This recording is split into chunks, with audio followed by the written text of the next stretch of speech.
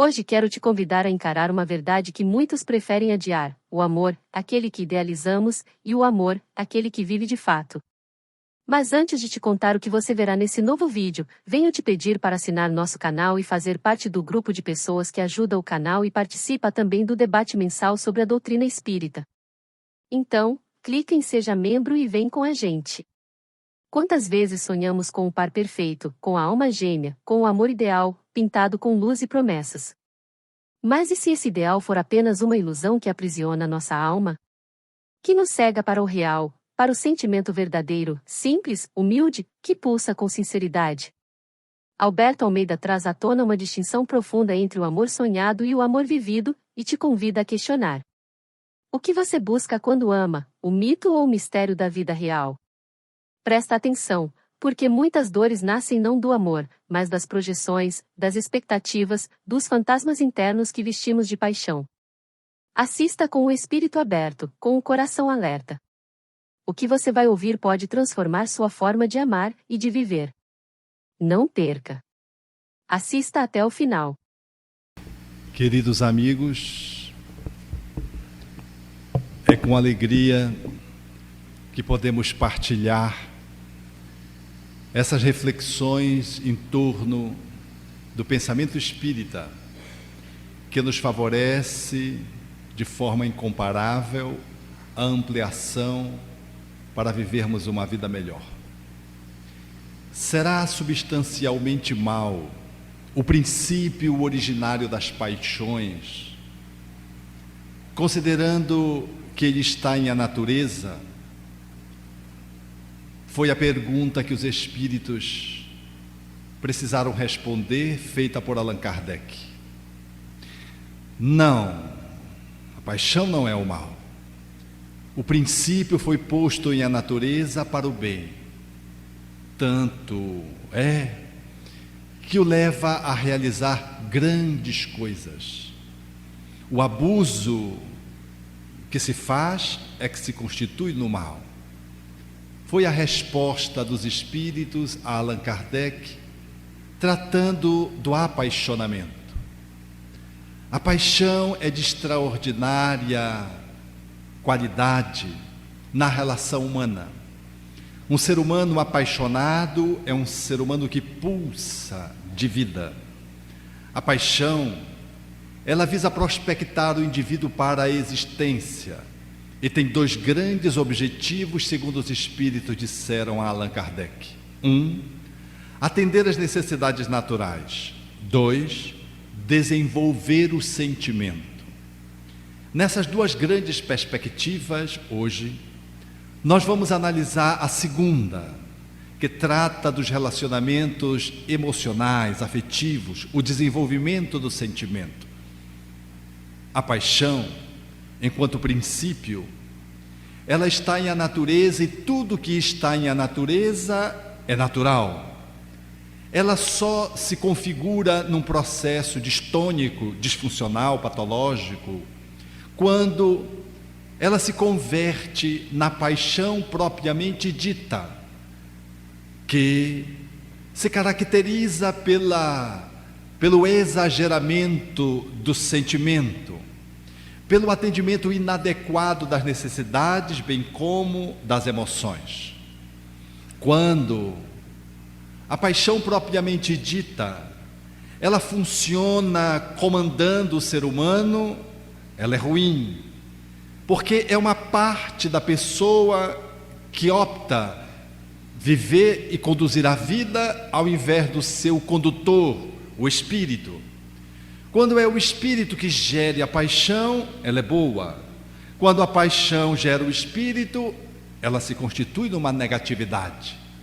Por isso é de bom tom avaliarmos, na metáfora que os espíritos estabeleceram a Allan Kardec acerca da paixão, comparando-a como um corcel, como um cavalo, e configuraram numa analogia de que quando alguém está num cavalo com as rédeas, conduz o cavalo, conduz a paixão, e a paixão é boa.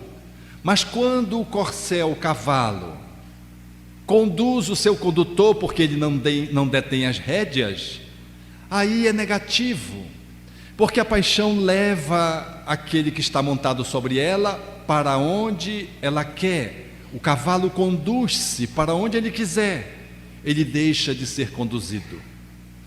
Por isso é de importância avaliar, quando estamos apaixonados, se somos nós que estamos conduzindo a paixão ou se é a paixão que está nos arrastando. Se somos nós quem estamos gerindo a paixão ou se é a paixão que está nos conduzindo. Esse processo é de importância capital para avaliarmos a ecologia das nossas interações emocionais, afetivas, tendo em vista que, dependendo de uma ou de outra formatação, nós estaremos no bem ou estaremos à margem do bem, sofrendo. Quando nós nos apaixonamos, é importante considerar que ficamos meio que cegos. Toda pessoa apaixonada, na explosão da paixão inicial, ela não consegue perceber muito bem a realidade. Para exemplificar, nas relações de enamoramento, quando nos relacionamentos românticos, alguém se apaixona pelo outro, a configuração é exatamente esta. Você parece que não enxerga nada do que significa nas especificidades o outro. Você enxerga o outro, mas não vê. Você está apaixonado, e estando apaixonado, é tudo de bom. Você não é capaz de vê-la na sua extensão, nos seus detalhes. Se a pessoa apresenta alguma dificuldade, você não consegue perceber essa dificuldade.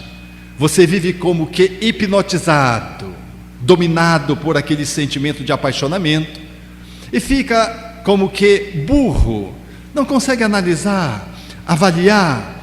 É um sentimento que faz com que você, como se estivesse num transe, um transe hipnótico, como se você estivesse dominado por alguém ou por alguma coisa. É a paixão. A paixão faz-nos, portanto, experimentar esse sentimento bem próprio, bem característico.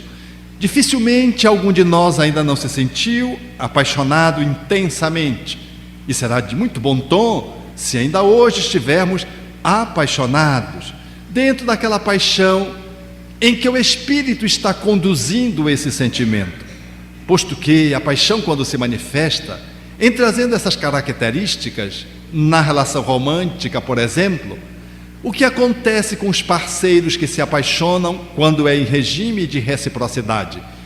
Nós somos tendentes a preencher os lugares que nós não sabemos do outro com aquilo que a gente desejaria ter. E por isso, nós fazemos uma movimentação da alma de idealização. A idealização é aquilo tudo de bom que você deseja para você enquanto uma relação romântica. Como você está apaixonado, então você preenche a figura que você não conhece, porque você teve muito poucos contatos, com tudo aquilo de bom que você esperava receber ou entretecer de um homem, de uma mulher. E assim é comum nós fazermos uma imagem do outro, construirmos uma imagem que não é uma imagem real. Nós conhecemos alguns pontos e os outros que a gente não conhece, a gente faz um preenchimento inadequado. Por quê? Nós fazemos a partir de um ponto do nosso desejo, do nosso ser, de encontrar um príncipe encantado ou uma princesa idolatrada. E por isso nós somos tendentes a fazer essa movimentação que nós chamamos numa linguagem psicológica de idealização. Nós idealizamos o outro. O idealizado é alguém que é, mas não é. Eu penso que ele seja, mas ele não é. O idealizado, ele é resultado de uma construção.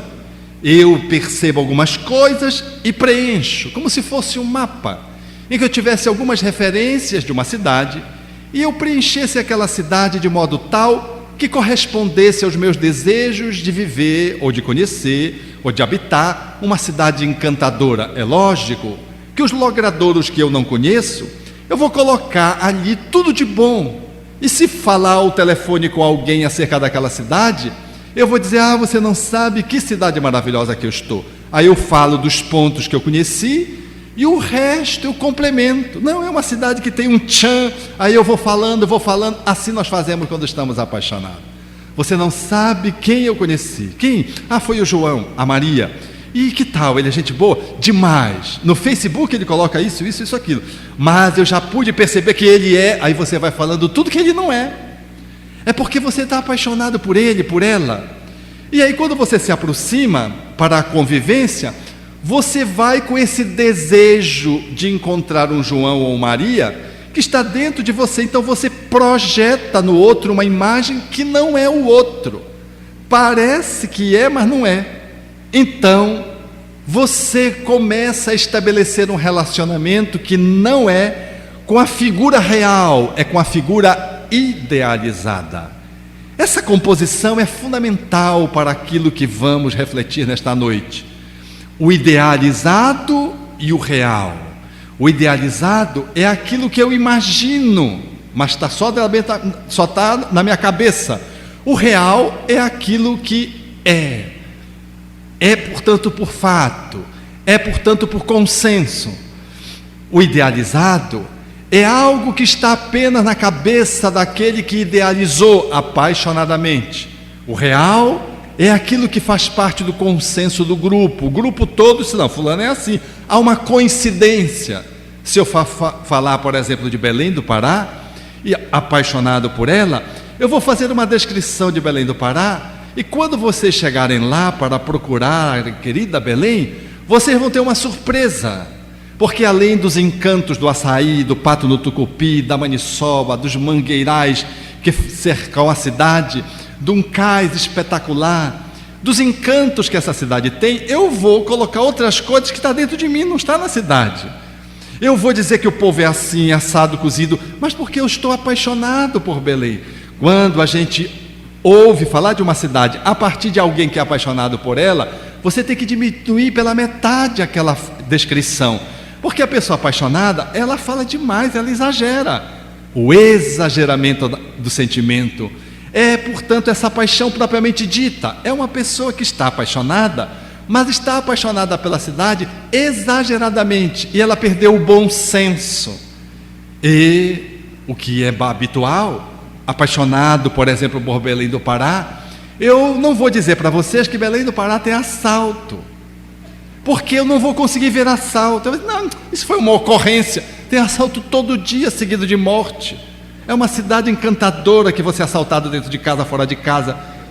Ela é tão encantadora que uma amiga minha saiu, o pai disse: minha filha, não sai, a cidade está tão violenta, você não fica segura saindo essa noite. Minha filha, fica em casa. Papai, não, minha filha, não saia.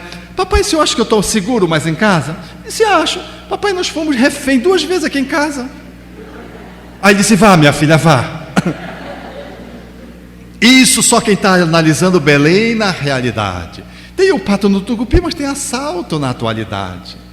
Tem a maniçoba, uma comida indígena fantástica, especial. No entanto, tem igualmente buraco, muito buraco em Belém. Buraco no meio-fio, esperando a oportunidade de entrar para a pista, quando você vai saindo de Belém. Tem açaí, Belém do Pará, que é um dos líquidos mais saborosos. Deus criou no último dia. Quando ele foi construindo a terra, ele criou o açaí no último dia para coroar de vitória a criação. Mas tem político atrapalhado, tem demais político atrapalhado. Essa é uma visão real de Belém. Mas se eu não falar nada dessas coisas ruins e esquecer de dizer, por exemplo, que ao lado da hospitalidade do paraense tem um calor infernal em Belém, que os urubus voam fazendo assim, com um ele voa, com o outro ele se abana, você corre o risco de chegar em Belém e achar que foi enganado pelo guia turístico de péssima qualidade, ou astuto. Assim é a paixão. Eu me apaixono pelo João, pela Maria, preencho a personalidade dele, não vejo os defeitos, não percebo as limitações, e tudo eu justifico de uma forma não plausível. Com o tempo, Essa imagem idealizada, ela não tem sustentação. Eu dou-me conta de que aquela pessoa com a qual eu me envolvi e que segui um relacionamento apaixonado de uma forma exagerada, criando uma imagem idealizada do outro, ela não é de modo algum a pessoa pela qual eu me apaixonei. Eu experimento então uma frustração. Frustração essa que pode se dar seguido o namoro, pode se dar já no casamento, pode se dar depois de algum tempo de casado. Eu olho para a pessoa e digo, não é possível que você seja assim. Eu sempre fui assim. E a pessoa sempre foi, mas você não viu porque estava apaixonado. Então, é muito comum um sentimento de engano, de frustração, de decepção, que sugere que o outro enganou você. Passa um eco interno, como se você fosse traído pelo outro, que fez uma propaganda falsa dele próprio para você. E o mais esquisito é que o outro pensa a mesma coisa de você, porque apaixonado, ele achou que você era uma coisa e você é uma coisa. E quando o tempo corre, ele se decepciona, frustra-se, experimenta dentro de si uma decepção. Ele tem um sentimento surdo de que ele foi enganado, um processo, portanto, de traição. É como se ambas pessoas, em se apaixonando um pela outra, dessem-se conta de que uma e outra se estabeleceram emocionalmente enganados. Entraram, como se diz coloquialmente, numa barca furada. E tem um sentimento de revolta que se segue àquele sentimento de traição. Porque parece que é o outro que é culpado. Foi ele que construiu aquela imagem. Não. Foi você que construiu uma imagem idealizada do outro porque estava apaixonado.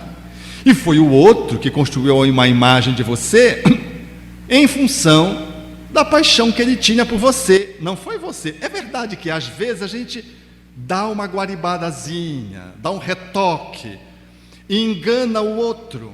Usa um aplique, o outro não sabe que é um aplique. Faz uma movimentação de aperto da cintura para mostrar que você tem menos a cintura do que realmente tem, e não é tanto assim. De que você vai com um carro que não é seu, que é emprestado. Às vezes há essa movimentação da sedução no início, mas depois tudo corre por conta de cada um. Então, é comum nos relacionamentos românticos, por exemplo, a pessoa que se apaixonou pelo príncipe encantado descobrir que o outro, que era tudo de bom, agora, um pouco de mais tempo, vai entrando no movimento de decepção e frustração, porque dá-se conta de que aquela pessoa é rude, é uma pessoa meio bronca, sem educação, ciumenta, às vezes agressiva, ou então é uma pessoa mão de vaca, não abre a mão nem para tomar a bênção do seu pai, ou é uma pessoa demasiadamente paranoica, ou então muito perfeccionista, quando não é tudo isso mais ou menos junto, e você vê se o seu príncipe encantado que você idealizou converter-se num sapo. Parece que você se apaixonou pela pessoa errada. Parece que houve uma troca da figura masculina nas núpcias. Parece que era um homem e agora é um outro homem. O mesmo se dá com a mulher, se dá com o homem.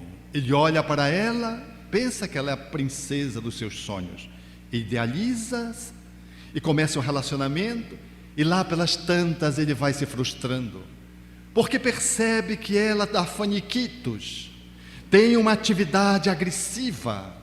Às vezes é uma pessoa perdulária, gasta mais do que ele e ela junto ganham. Às vezes é uma pessoa que gosta de falar muito e muito mal dos outros. E que às vezes é uma pessoa que gosta de aumentar as circunstâncias em que narra. Você vai se dando conta de que aquela pessoa com quem você se relacionou, está se relacionando numa imagem idealizada criada, ela às vezes traz um viés depressivo, distímico, e apresenta um comportamento, portanto, de mau humor, quando não apresenta todas essas circunstâncias juntas, configurando uma outra mulher, e não a princesa dos primeiros encontros, dos primeiros meses, do primeiro ano de casamento, mas uma bruxa, como que entrou no seu caminho. A decepção é tal, às vezes justificada pelo apaixonamento, às vezes trazida, segundo o Espírito Emmanuel, pela hipnose promovida pelos espíritos, futuros filhos, que promovem aquele enamoramento do casal, objetivando a sua encarnação. E o casal que tem comprometimentos no passado, mas tem vínculos, eles se associam, achando que um e outro são tudo de bom para o relacionamento. Com o correr do tempo, após o casamento, surge então de dentro do outro como que uma outra pessoa. E só surge porque o relacionamento é que acorda essa memória dentro do outro. Não surge porque o outro estivesse escondendo, enganando, estivesse falseando, não.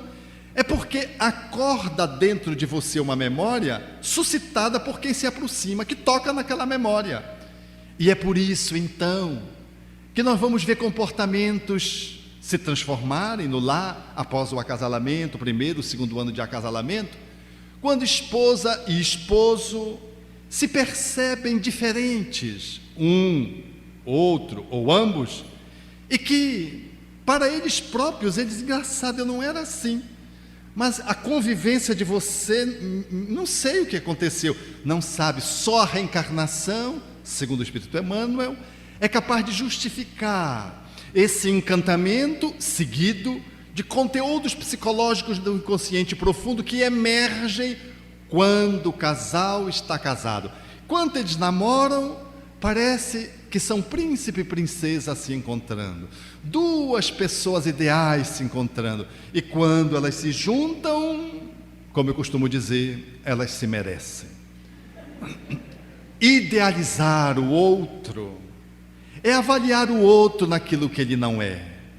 E quando o relacionamento vai seguindo o seu curso, eu vou então entrando nessa frustração, decepção, sentimento de traição, e aí corre o risco das separações de conjugalidade.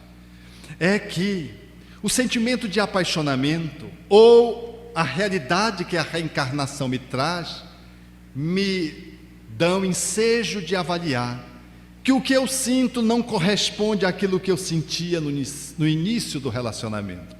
É o momento de uma bifurcação, onde eu sigo para o relacionamento, me reacasalando com aquela pessoa a cada dia, como diz o Espírito Emmanuel, ou então eu não sustento e faço uma ruptura de idênticas circunstâncias. Nós podemos avaliar na relação de pais e filhos. Quando os pais têm seus filhos, eles são apaixonados. Eu vejo os homens, especialmente, porque são figuras mais frias, mais racionais, genericamente falando, e que quando a esposa engravida, tem um surto de apaixonamento e querem até entrar na sala cirúrgica de um parto cesariano, por exemplo, para fotografarem, filmarem a criança, vão às consultas médicas regularmente com a esposa, conversam com a barriga, é interessante, estão apaixonados pela criança que vai nascer, vão para o bloco cirúrgico, desmaiam, às vezes dão esse vexame, esse mico. Os médicos já sabem, os obstetras, ginecologistas, já deixam uma pessoa do lado para dar um alquinho para ele cheirar, ou então uma cama para ele sentar, porque eles sempre dão problema quando entram na sala cirúrgica, porque vê sangue, vê o filho, mas vê sangue, e já começa a ter faniquito. Alguns têm até as cólicas pré-parto. A esposa está sentindo, meu bem, eu também estou sentindo. É incrível como o apaixonamento faz a gente ficar. E depois que o filho nasce, eles então estão encantados com os filhos, acham o filho parecido com ele. A esposa briga que é parecido com ela, porque é mãe, ninguém disputa com mãe, mas mais do que pai e mãe são os avós, porque toda pessoa que sobe para esse degrau de avó, para esse status, fica como que meio abestalhado, e quando vê a criança, é a minha cara. Eu vi isso com a minha sobrinha nasceu, eu estava deitado na cama, era a primeira neta. Quando entrou no quarto, eu disse, engraçado, é a cara da avó. E a avó estava com a criança na mão. A avó olhava e dizia, engraçado, é minha cara, né? Não era nada, ela estava apaixonada, estava completamente perdida, porque toda criança que nasce não parece com ninguém. Ela parece com ela mesma, porque é inchadinha, toda deformadinha, toda feinha. Mas eu duvido que os pais e os avós de um lado, os avós do outro, achem linda ela e reivindiquem a parecença, a similitude corporal. Quando mais tarde eles vão dizer, não, pareceu com o teu avô, pareceu com você, puxou para você. Quando o garoto chega na adolescência, ele começa a dar problema, porque quando nasce é parecido comigo. Depois que ele começa a dar problema, eu já me desapaixonei mesmo, aí eu começo a empurrar para o outro avô. Não, puxa tudo para o outro avô, tudo para o outro avô. Não, puxou para você, meu bem. A gente joga um nas costas do outro. Mas o pai e a mãe, apaixonados pelos filhos, eles correm um risco também de perderem o tom se não tiverem a lucidez da racionalidade e a amorosidade para poder graduar essa paixão e dirigi-la de uma forma mais adequada. Quando um pai é apaixonado pelo filho, ele corre o risco de ver o filho como o filho não é e, portanto, vê as características do filho e faz uma maquiagem daquilo que não presta do filho. E se ele maqueia aquilo que não presta, ele não educa, porque ele não enxerga, não intervém. Então o garoto que desde pequenino já é um tirano, um oficial nazista reencarnado, ele diz, engraçado, como meu filho tem um temperamento forte. A criança já nasce passando todo mundo para trás, desde pequenina, 4, 5 anos, já demonstra, mente com a cara de pau, não precisa passar nem óleo de peroba. E o pai engraçado, ele é de uma curiosidade, uma versatilidade para tratar os fatos. Vai dar para o cinema, não vai dar nas páginas policiais mais tarde, porque mente demais. Os pais apaixonados deixam de ver uma conduta de um filho que sexualmente traz enquanto espírito dificuldades de monta, e ao invés do pai, o pai perceber que aquela criança traz uma pulsão sexual, precisando de disciplina, de educação, ele diz, engraçado, o meu filho tem uma energia masculina incrível, é um macho. Não é um macho, ele é um desequilibrado, um espírito que reencarnou para se educar. A minha filha é incrível, ela é uma mulher. Desde pequenina ela já está demonstrando que vai ser uma Gisele Bündchen. Na verdade, é um espírito com altas perdas no campo da sexualidade e da sensualidade, que às vezes perdeu as 2 últimas reencarnações e que reencarnou para você educar. E quando ela se pinta, põe o vestidinho lá em cima e começa a dançar, assimilando as propagandas de televisão ou os programas infantis que às vezes usam mulheres e homens, sobretudo as mulheres, que fazem um grande assolamento da eroticidade, quebrando a infância, maculando a infância, e são tomadas como programas infantis, e essas personalidades são enaltecidas.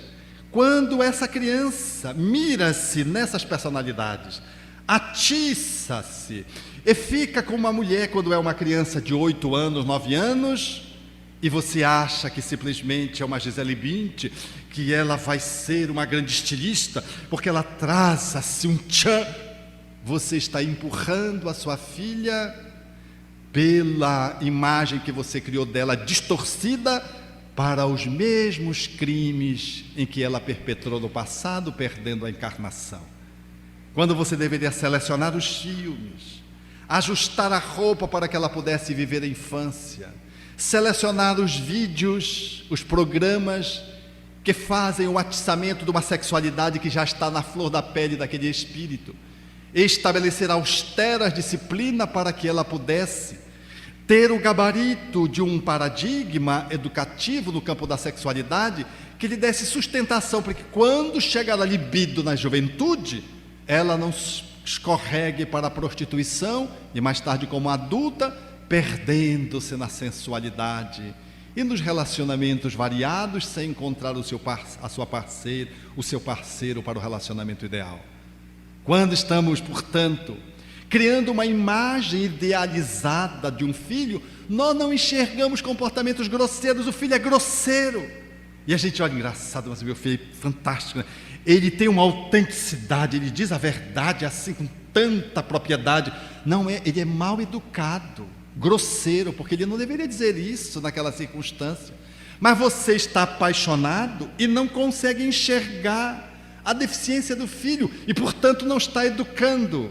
E só mais tarde você vai se dar conta de que se enganou, de que aquele filho que foi concedido para você, ele se perdeu no tempo porque ele não teve as rédeas de um pai e de uma mãe lúcidos que pudessem vê-los como eles são, que vivessem sim, apaixonados por eles, mas não apaixonados negativamente, exageradamente, ao ponto de nublar a racionalidade, ao ponto de conspurcar a amorosidade, fazendo da paixão um impulso cego e alimentando uma imagem de que eles são aquilo que na verdade eles não são.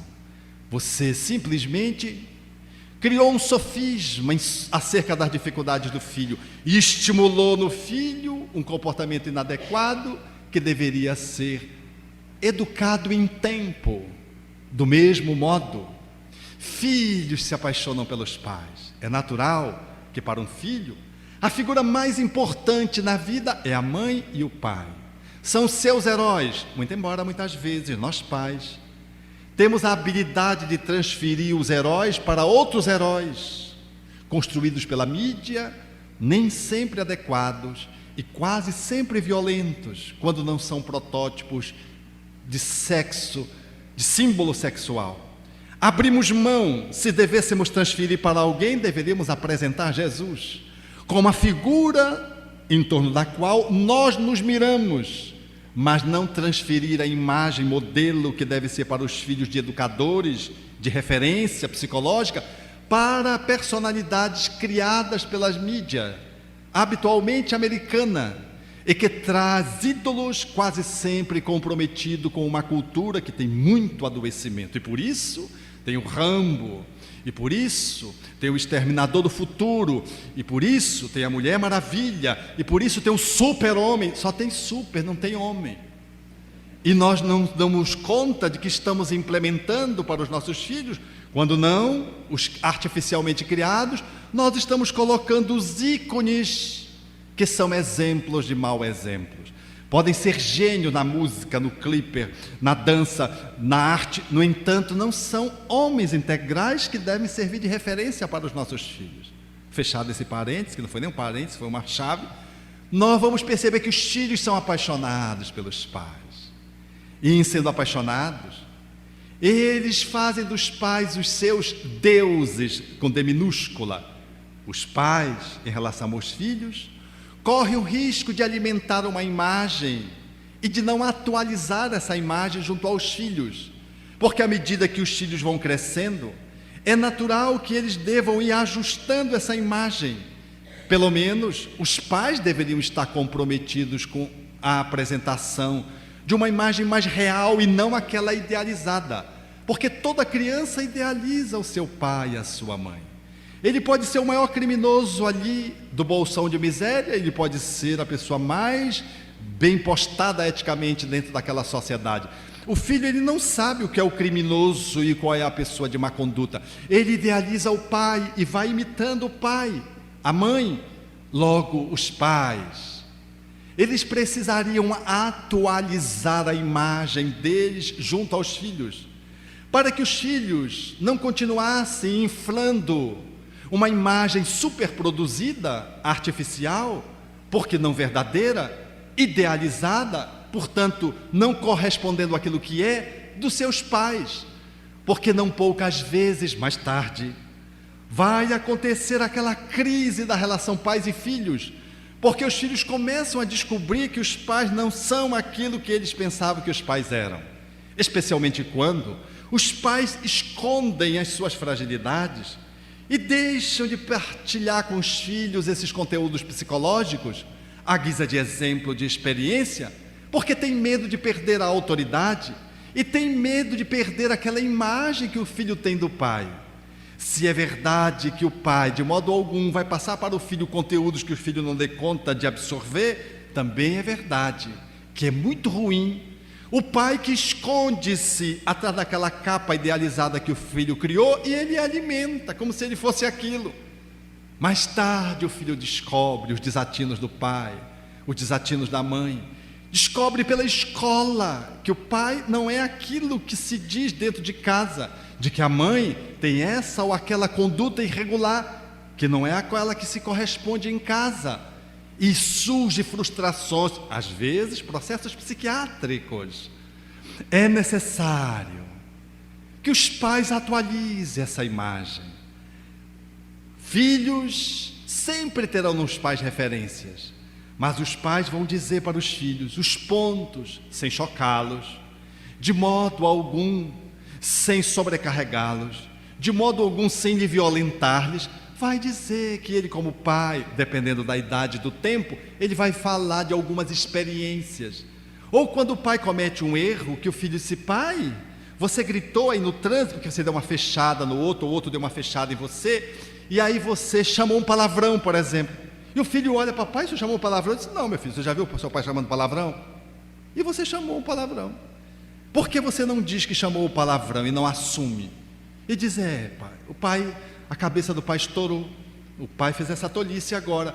Assume com o filho e se me ajude, meu filho, não deixe o pai fazer isso não, que isso aqui não é legal. Do que dizer não é, porque o filho vai acreditar que não é. Por quanto tempo mais ele vai acreditar que não é? Até um dia que você não controla e avança para o outro, como vi essa cena desse pai idealizado sair de dentro do carro, porque aguardava que a vaga do carro seria sua, esperando o outro carro se deslocar, e quando o outro carro se deslocou, que ele engatou a ré para estacionar, o que veio de trás entrou na vaga. Já viram essa cena, não já? Em algum lugar, dentro do shopping sobretudo, né? Esse pai saiu do carro e esmurrava o capô do outro carro. Não contente, saiu, foi para a lateral e chutava, dando coices na porta do carro que entrou na garagem. Depois que ele descarregou toda aquela raiva, aquela impulsão, ele saiu andando, e quando ele saiu andando, ele caiu em si, de que ele tinha agido como um animal. Sua família no carro, o outro cidadão do outro carro acho que ficou com medo, achou que era um assalto, era o Rambo que estava ali, em carne e osso, ou se recompôs do medo diante dos seus filhos e abriu a porta do carro e começou então a fazer a sua, entre aspas, defesa. E o cidadão disse: não, mas aí eu já tinha esfriado a cabeça. Aí eu entrei no carro e fui embora. O filho é testemunha disso. Se você é uma pessoa que não sabe lidar com a agressividade, o filho sabe. Você pode esconder de quando ele tem 1, 2, 3 anos. Lá pelas tantas, quando você vê, ele está testemunhando. Não é melhor você dizer que você lida mal com a agressividade, que você está treinando, se educando, de que você vai mostrando o progresso que você já fez. Ele não vai deixar de ficar apaixonado por você, ele não vai deixar de admirar você, ele vai aprender o quanto seu pai faz esforço para ser uma pessoa melhor, que é um exemplo de bom exemplo se trabalhando. É melhor do que ele admitir que o pai é uma suavidade em pessoa e que de repente o espírito pegou ele e ele foi, esmurrou ali o capô, chutou, porque isso é uma falácia. Qualquer jovem de mínima inteligência, não precisa nem ser jovem, criança mesmo sabe que o pai está mentindo, se quiser jogar para os espíritos, ou se quiser dizer que estava brincando, outra coisa qualquer, desculpa esfarrapada que dê. Atualizar a imagem. A mãe em relação ao filho que é muito apegada, e o filho sente que a mãe é a deusa que lhe coroa a vida, e ela é uma pessoa demasiadamente superprotetora, não deixa o filho com ninguém, não deixa nem sair com o pai sozinha, porque ela tem medo, porque ele é desatento, não vai. Ela tem uma dificuldade, e a criança logo percebe, à medida que vai crescendo, que a mãe é uma superprotetora, apaixonada, não consegue de modo algum estabelecer uma relação com a filha adequada, e a filha apaixonada pela mãe acha que aquilo é amor, aquela superproteção. Aos poucos vai descobrindo que aquela superproteção maternal lhe impede de desenvolver. E talvez só faça essa descoberta no final da adolescência, quando tiver 20, 21, 22 anos. Quando vai perceber o quanto foi castrada pela uma mãe que impedia o filho, a filha, de fazer as coisas mínimas de independência que qualquer jovem e adolescente faz de 10, de 12, de 15, 17 anos. Aquele choque com uma mãe castradora, insegura e por isso superprotetora, vai gerar no filho adolescente uma crise de decepção, uma raiva da mãe, porque essa convivência de 20 anos lhe terá implementado uma conduta negativa. E a filha não vai se colocar no mundo de uma forma graciosa. O filho será sempre uma pessoa insegura, porque toda pessoa superprotegida é insegura. Então, vai pensar que a mãe não o ama, vai descobrir que a mãe é como é, e vai entrar numa crise de relacionamento que muitas vezes vai precisar de um profissional para mediar tal o conflito que se estabelece. É muito bom estar apaixonado, mas quando essa paixão é exagerada e não tem o condão de poder reger-se pela racionalidade e pelo amor, nós corremos riscos. Como pais, deveríamos nos desvelar para os filhos maduramente na convivência e pelo diálogo, sem jamais perder a autoridade de pai e de mãe. E sem nenhum temor de perder o amor dos seus filhos, porque os filhos, como costumo dizer quando faço atendimento de família, os pais inseguros, é como marca de boi, eles jamais esquecem os seus pais. É comum a criança temer, sobretudo quando o casal se separa, ela temer, a mãe temer perder o filho para uma outra mulher, por exemplo, quando o parceiro estabelece novas núpcias, e o sentido inverso também, quando a mulher começa a se vincular a uma outra pessoa, o pai teme perder os filhos para aquele outro homem. E eu os tranquilizo, diz: olha, não há menor perigo, salvo em conhecendo a reencarnação, se o vínculo desses espíritos for muito profundo. E se for, ninguém vai impedir que seja. Mas, via de regra, os filhos sabem quem são seus pais e respondem exatamente a essa perspectiva filial, sabendo quem é o pai e quem é a mãe, e não entra o outro e não toma o lugar de ninguém. Pode ocupar um lugar ao lado, mas o outro não culpa o lugar. Tranquilizando os pais, como, por exemplo, aconteceu com uma mãe, cujo filho ia sair com o pai pela primeira vez, já com uma namorada. E a mãe disse: meu bem, você se comporte. Papai está com uma namorada, é uma tia muito bacana, você não vai fazer tolice. E fez uma série de recomendações. A criança foi. Quando a criança voltou, a mãe perguntou: que tal? Mãe, a tia é maravilhosa. Mãe. Como assim? Mãe, a tia comprou isso, brincou comigo. E a mãe foi se enciumando, com medo de perder o filho. Mas como assim? Aí foi aumentando o tom. Aí a criança continuou fazendo os elogios que tão bem recomendados pela mãe. E a mãe foi se enraivecendo e disse: acabe com isso. Porque a criança disse: mamãe, e ela já me convidou para o fim de semana e de novo sair com ela. A pior coisa para uma mãe é isso: a criança na primeira saída elogiar a tia e depois dizer que vai sair na semana seguinte, e os olhos da criança brilhar. A mãe deu uma sova de língua no filho, nada, e xingou. Aí a criança ficou sem entender, foi conversar com um amiguinho, e um amiguinho disse: ah, isso é mãe.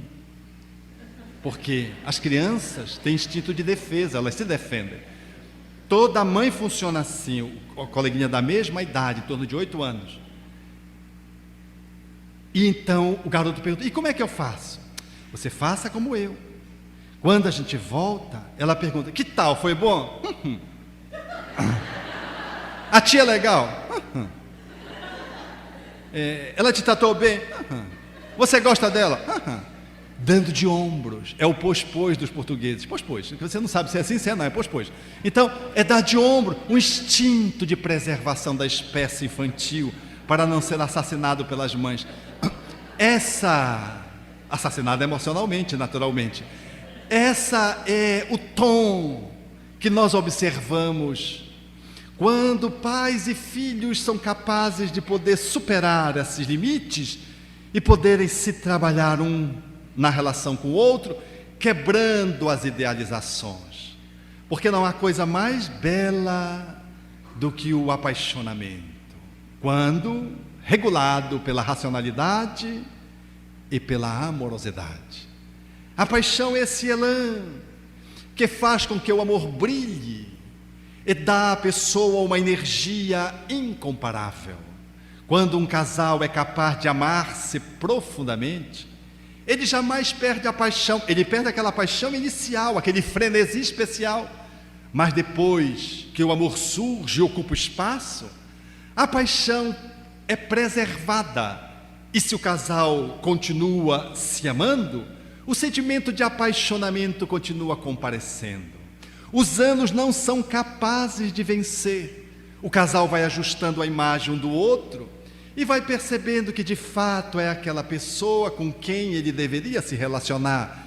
Vai percebendo que o outro não foi o outro que enganou, foi ele que se enganou, porque queria uma mulher ideal sem ser um homem ideal. Queria uma mulher ideal, perfeita, sem ser perfeito. Então como é que eu posso desejar? Se eu sou 30. Aí ele percebe que a pessoa é 30, ele é 30, estão no mesmo barco, espírito na mesma condição evolutiva.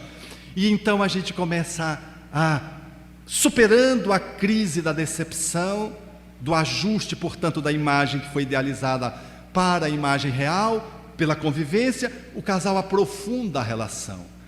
Aliás, isso se deveria fazer um pouquinho antes do acasalamento, no namoro, quando é aí que nós vamos percebendo que um é o que o outro é, para que o casamento não trouxesse essa sobrecarga de idealizações um acerca do outro, nós já tivéssemos mais ou menos ancorado na realidade do que somos e do que representa a nossa relação. E se o amor está presente, assegurando a presença do apaixonamento, nós vamos ver o casal apaixonado um pelo outro. Ele não faz naturalmente aqueles arroubos de declaração dos primeiros tempos, aonde você manda uma dúzia de rosa a cada hora para seduzir a sua paixão.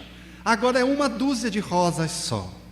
Mas não é uma dúzia protocolar, como faz o esposo de uma amiga, que me diz: Alberto, o meu esposo não tem a menor criatividade. O nosso aniversário de casamento, ele sempre manda as mesmas flores e o mesmo cartão. Ao ponto das nossas filhas, engraçado, o papai não muda nem os dizeres, né, mãe? Nem o estilo do cartão.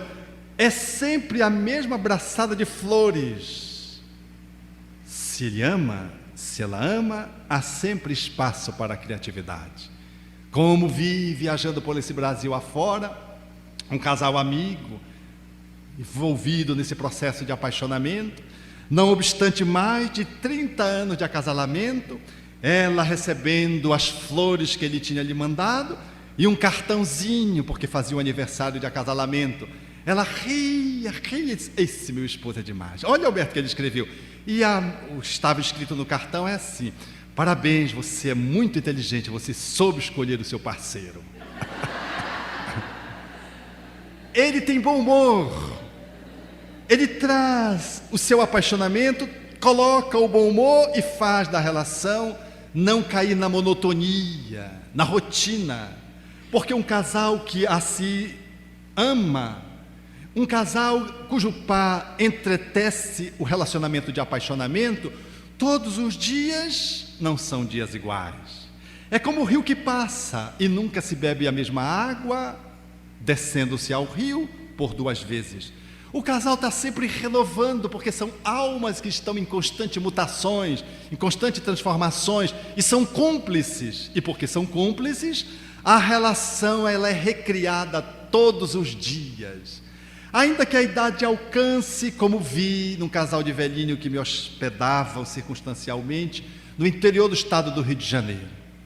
Ela era uma mulher notável, e ele também, já no mundo espiritual. E ela fazia um bocado de docinho para nos receber. E ele dizia: ela não faz para vocês, ela faz para ela, porque ela gosta de docinho.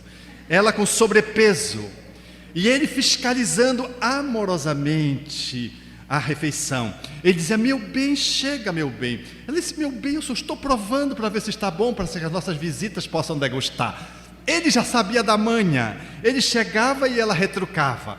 Ele se levantou da cadeira e disse: eu me cuido, reclamando porque ela estava com sobrepeso. Aí ele foi aos pés, tinha mais de 70 anos, foi ao pé várias vezes. Eu faço, e disse o número de vezes que ele fazia esse abdominal para dizer que se cuidava. Ela sorrindo, dizendo: mas eu cuido de você tanto quanto você cuida de mim. Se virou para nós e disse: às 4 horas da manhã eu levanto para fazer o nosso chá. Levo o chá na cama e tomamos o chá e fazemos o evangelho. Sabe por quê, Alberto? São Vicente de Paulo levantava às 4 horas da manhã. Allan Kardec levantava às 5. Eu nunca sei onde foi que ela encontrou esse dado histórico do despertar de Allan Kardec. E eu dizia para ela: e eu levanto às 8 horas com o Ivon Costa, porque eu frequentava o Centro Espírita Ivon Costa. Eu levanto às 8 horas com o Espírita Ivon Costa, porque eu levantava às 8, mas ficava acordada. Ela levantava às 4, mas quando chegava à noite, ela já estava para dormir com as galinhas. Então, ela dizendo: eu faço chá, levo na cama, tomamos o chá, abrimos o Evangelho e fazemos a nossa primeira oração. Ora, quanta poesia, quanto carinho, quanto amor, que a idade não conseguiu congelar. Era um casal apaixonado um pelo outro, mas regulado pelo amor e condicionado numa racionalidade, numa lógica que fazia com que aquele relacionamento pudesse nos encantar, não obstante fosse um casal de longo curso. Quando nós estamos apaixonados é assim. Como vi antes da desencarnação do meu pai, minha mãe pediu numa dada data do fim de semana, que era um sábado, para visitar o meu pai, que estava na UTI. Ele estava há mais de 2 meses na UTI. Ela, como tem uma saúde frágil, estava com 84 anos na época, se resguardava, mas combinou aquela data de ir na UTI. E quando ela foi vestir a calcinha, ao invés de sentar-se no banco, foi tentar fazê-lo de pé, e como é parkinsoniana, tombou, caiu e fez uma fratura de mão. Quando todos pensavam que ela iria pedir para ir ao pronto atendimento e ao ortopedista para fazer o atendimento da fratura da mão, ela disse: não, eu vou à UTI. E ela tem autoridade. Vestiu-se, acabou-se de vestir, levou-se à UTI. Ela foi à UTI. Nesse dia, meu pai estava lúcido, entreteceram conversas e tudo. Conversaram um pouco, ela pôde ver como ele estava, e depois de ficar lá o tempo que foi programado pela médica para a visitação, ela saiu e disse: agora me leve para o ortopedista. Quando eu cheguei de viagem, soube do fim de semana dessa ocorrência poética. É que aquele dia ela estava completando 60 anos de casamento. A escolha dela de ir na UTI a despeito de estar com fratura era a celebração das bodas de diamante. Eu fiz um escrito, uma crônica, e no Evangelho no lar, na casa dela, disse: mãe, olha aqui. E fiz uma crônica falando como se fosse dando a entender, nas entrelinhas, que eram 2 pessoas, mas que se supõe quando se começa a ler que são 2 jovens. Mas no final eu digo que eram 2 pessoas idosas, que uma tinha ido à UTI, porque estavam completando 60 anos de casamento. Acabei de ler, disse: que tal? Ela me olhou, levantou assim a cabeça e disse assim: faltou o beijo que eu dei nele que você não colocou aí. O amor preservando esse toque de apaixonamento. Era o dia 2 de setembro, para que o dia 30 de setembro ele pudesse se retirar do corpo. Era a despedida de 60 anos de conjugalidade, aonde você mesmo com uma fratura não abriu a mão de celebrar as bodas de diamante, porque a relação era diamantina do ponto de vista da entrega, do esforço, da superação dos obstáculos, Considerando que era um casamento que tinha as suas dificuldades em razão de meu pai ser uma pessoa com muitas dificuldades emocionais e ela uma alma alinhada, mas a relação, por isso mesmo, ficava desafiadora.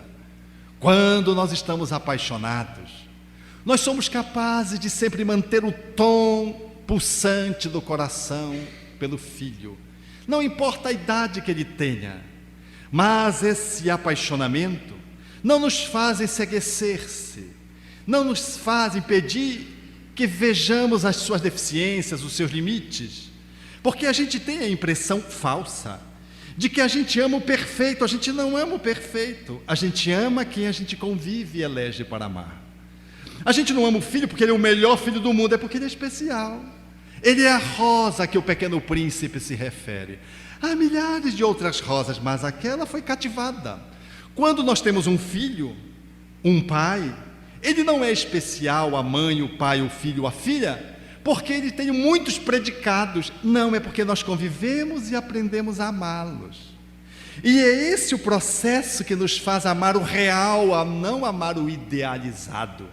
E amando o real, eu não preciso estar desapaixonado, eu continuo apaixonado, mas é um apaixonamento que não me enceguece, como nessa relação idealizada, na qual eu amo alguém que não existe. Eu amo uma imagem que eu criei e que mais tempo, menos tempo, vai se corromper, vai se destruir. O amor real não, porque tudo que a pessoa apresenta, eu sei que ela é assim. E eu a amo mesmo assim, a despeito dos seus defeitos, das suas encrencas, dos seus limites e das suas virtudes, eu a amo. Um pai mantém-se apaixonado pelo filho e é capaz de estimular-lhe a caminhada, a despeito do filho ter uma deficiência mental ou física, ou trazer perturbações espirituais. Quantos filhos gostariam de ser jogadores de futebol, mas são perna de pau? Mas os pais estão lá na arquibancada torcendo pelo filho. O filho não consegue nem articular uma bola, dar um drible. Se quer tirar a bola do outro, a bola que bate nele, quando bate nele, pequenino, ele olha para o pai, e o pai... E o filho fica todo empolgado, porque sente o amor do pai. Aquilo é um vínculo. Esse garoto jamais vai ser um jogador de futebol, mas ele vai continuar sendo filho daquele pai. E aquele pai ama o filho, mesmo o filho sendo um perna de pau, porque ele não ama o bom futebolista que o filho deveria ser. Não, ele ama o filho. Se o filho jogar bem, tudo bem. Se não jogar, continua filho. Amar alguém realmente é acabar com as idealizações, é pela convivência poder ser cúmplice, estabelecer uma relação de proximidade. Nessa relação, você vai aprendendo a amar o outro, mesmo que você não goste, por exemplo, da forma como o outro raciocina, mesmo que o outro seja tão diferente de você emocionalmente, mesmo que na vestimenta o outro seja muito diferente de você. Um lance autobiográfico. Minha esposa, por exemplo, ela é uma mulher clean, clássica, tom sobre tom, ela só se veste assim. E eu sou uma pessoa a lá os caribenhos, gosto de tudo colorido, floral, chamando a atenção. Eu me controlo porque viajo, não vou, imagine que vem com uma roupa toda florida, vocês não iam prestar atenção para a palestra, ficar atenção para a roupa, né? Então, eu me visto sobriamente, mas se você me encontrar no aeroporto, não se espantem.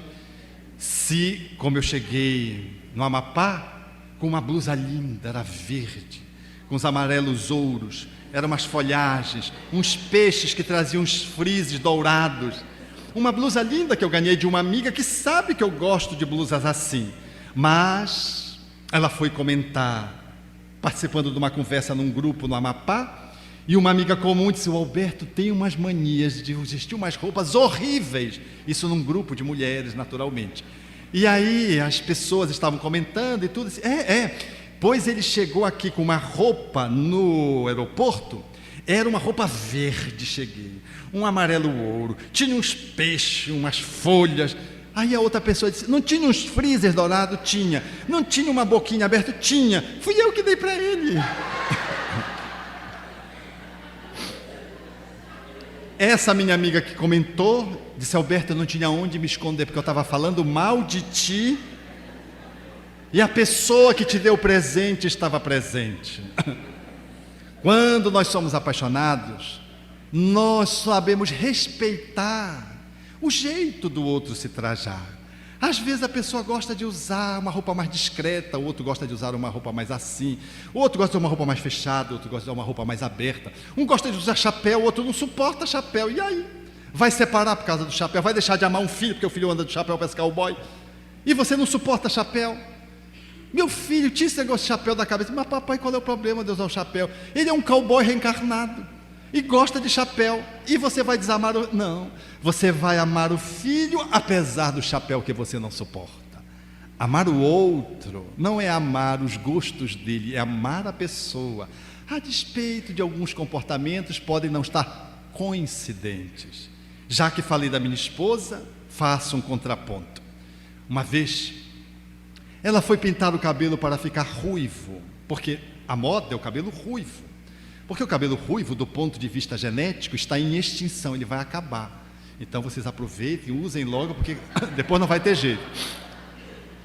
E aí ela foi fazer o ruivo, mas quando ela foi fazer o ruivo, pegou mal a tinta e ficou róseo. Vocês sabem aquele filme O Quinto Elemento? Ela era exatamente o quinto elemento. Eu passei para apanhá-la para irmos ao restaurante e o quinto elemento estava me esperando na margem. Eu olhei aquele... Eu achei que era algum espírito que estava envolvendo, eu estava tendo alguma vidência. Róseo. Ela entrou e disse: o que foi, meu bem? Ela disse: pegou mal a tinta. Mas já íamos, né, pro restaurante e fomos. Olha, gente, eu entrei no restaurante de mão dada com ela, eu fiquei tão feliz, todos nos olhavam. Parece que era um casal de Hollywood entrando em Belém do Pará num restaurante popular. Todos olhavam, só faltaram pedir autógrafo.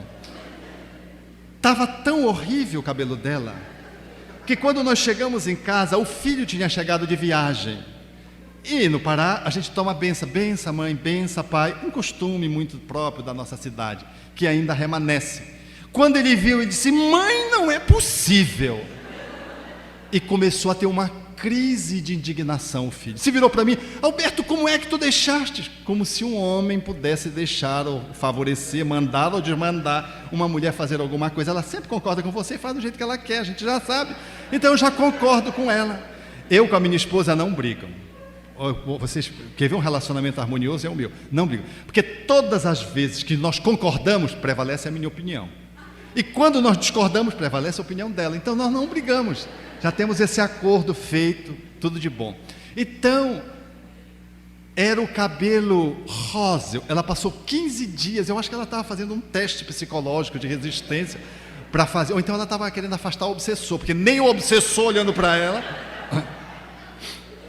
E eu quero dizer a vocês que não pedi em nenhum momento para ela repintar o cabelo.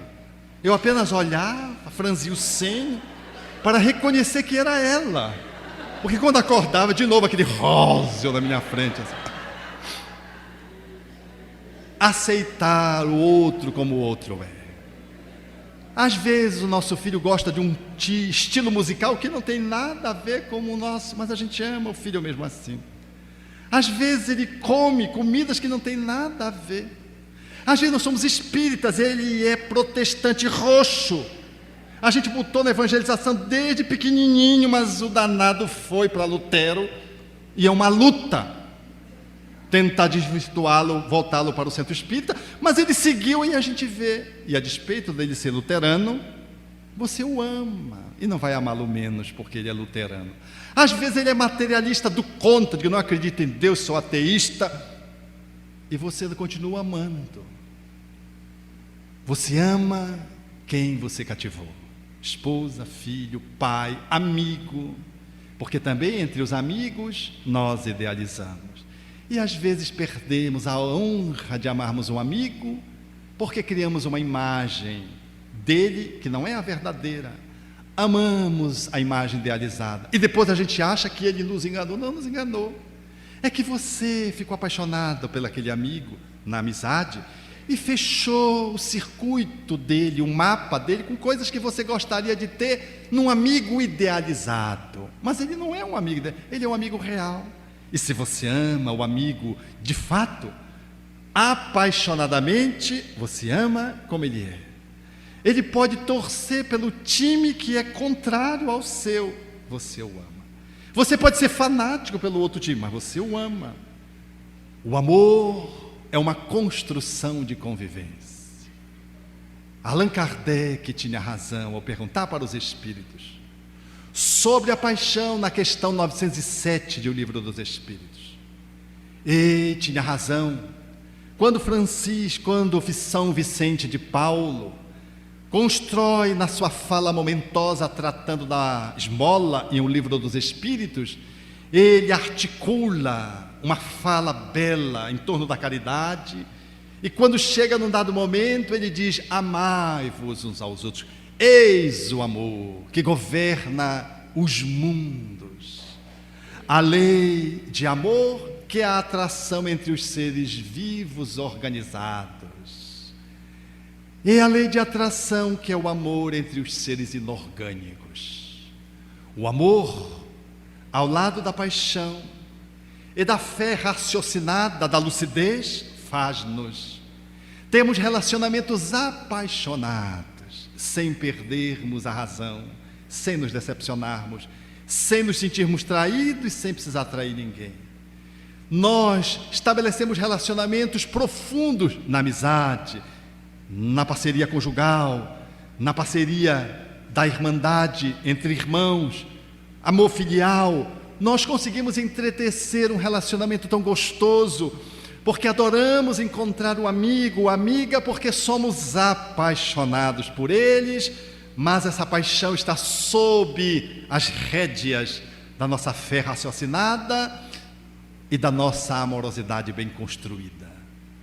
Quanto falta, meus amigos, de paixão para o mundo, guiada pelo amor e pela fé. Quando nós nos vinculamos à atividade espírita, nós não conseguimos sentar numa cadeirinha dessa e ficar meses e meses ouvindo palestras e tomando passe e água fluidificada. Nós nos apaixonamos pelo espiritismo, nos levantamos e queremos contribuir, arrumar as cadeiras, participar do mutirão, fazer assistência social, queremos participar de um grupo de estudo sistematizado, nos lançamos para as atividades espíritas, fazendo os treinamentos, para fazer a recepção, para vender o livro, para tomar conta da biblioteca, porque o espiritismo nos mobiliza a alma de tal modo que, apaixonadamente, guiada pela razão e guiada pela fé raciocinada, nós nos sentimos comprometidos de dar a nossa contribuição no movimento espírita e no trabalho de unificação. E fazemos isso, quer faça chuva, quer esteja distante, quer esteja próximo, quer sejam pessoas fedorentas, que estão entranhadas na miséria, você vai lá, apaixonada, vai lhes ensinar higiene, vai diminuir aquela miserabilidade social, vai lá na periferia, porque são seus irmãos. O Espiritismo lhes ensinou, e a fé faz com que você não perca esse tônus do apaixonamento. E quando você vem para a casa espírita, ao aplicar passe, você nunca dá um passe igual ao outro. Cada passe, abre os olhos, vê a pessoa e parece que vai ser o primeiro passe ou o último passe da sua vida. Você dá sem julgar a pessoa. Dá de você, porque a cada pessoa que senta na sua frente para receber o passe, você faz a sua oferenda de amor, apaixonado, para fazer a fluidoterapia e ajudar alguém que muitas vezes pode ter aparência de saúde, mas está pensando em se matar. Se você vai fazer um estudo sistematizado, coordenar um trabalho de infância, de juventude, você sempre prepara as reuniões, não leva com a barriga, está sempre retocando, mesmo a mesma aula que você vai dar, você não faz o mesmo estudo do mesmo jeito. Você prepara, incrementa, estuda mais. E quando você vai levar, você leva com entusiasmo, com alegria. Por quê? Porque você está apaixonado pelo Espiritismo. Guiado pela fé raciocinada e pelo amor, você leva a sua pequena, grande contribuição, e as pessoas que passam pelo teu caminho jamais te esquecem. Por isso, amigos, A doutrina espírita é essa doutrina que traz essa perspectiva do amor real, centrado no apaixonamento igualmente real, evocado da figura terna e suave de Jesus. O homem mais apaixonado que a terra já conheceu, mas o mais lúcido. O homem mais amoroso, cujo coração de paixão pulsava e era capaz de pedir para os discípulos se afastarem para que as crianças pudessem chegar. Era capaz de desviar a rota para buscar um homem que estava sobre a árvore, sobre o sicômoro, mal visto pela sociedade porque era um cobrador de impostos, e dizer que estaria com ele à casa dele. É capaz de receber apaixonadamente um doutor da lei e lhe sussurrar as verdades da reencarnação pela noite. E é capaz de, no topo da cruz, dizer: Pai, perdoa-lhes porque eles estão me crucificando sem saber o que estão fazendo, vão sofrer tanto, perdoa-lhes. Essa figura terna, suave, doce de Jesus é o compromisso do Espiritismo, para que sejamos pessoas apaixonadas, mas guiadas pela amorosidade e pela fé raciocinada, possamos fazer da paixão o elan do entusiasmo que nos faça viver a vida saboreando cada pessoa, cada momento, cada encontro, cada atividade espírita, cada circunstância existencial. O amor idealizado é fantasia. É reflexo de desejos, de carências, de medos, muitas vezes nossos. Ele busca preencher vazios internos que só o espírito pode curar. Mas o amor real, esse é semente de luz. Ele brota no solo da honestidade, da humildade, da aceitação. Ele não exige perfeição, exige sinceridade. Não busca narrações grandiosas, vive no detalhe, no gesto simples, na presença verdadeira. Se você está preso ao mito, te convido a despertar. A largar o roteiro e olhar o coração do outro. A aceitar e a ser aceito. A amar não o ideal, mas o real. Porque só o amor real constrói almas, une espíritos, cura feridas, eleva. Se essa reflexão tocou algo em você, compartilhe. Deixe nos comentários o que ficou no seu coração. E se inscreve, porque há muito mais a despertar em nós.